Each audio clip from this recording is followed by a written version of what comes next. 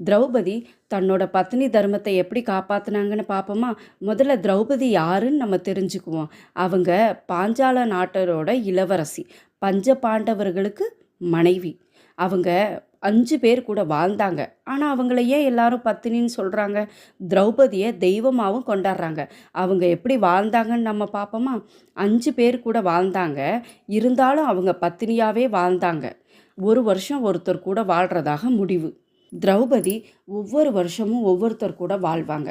அப்படி வாழ்ந்து முடிகிற கடைசி நாள் அன்னைக்கு காட்டுக்குள்ளே போய் நெருப்பை மூட்டுவாங்க. மூட்டி அதுக்குள்ளே இறங்குவாங்க. இறங்கி அதில் அவங்களோட ஒரு வருஷம் வாழ்ந்த நினைவுகள் எல்லாத்தையும் அழிச்சிட்டு பவித்திரமான கன்னி பொண்ணாக தான் வெளியில் வருவாங்க.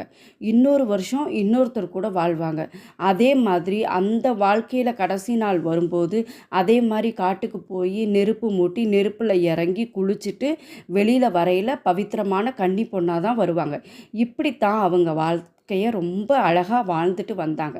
அதை ஒரு தவ வாழ்க்கைன்னு சொல்லணும்.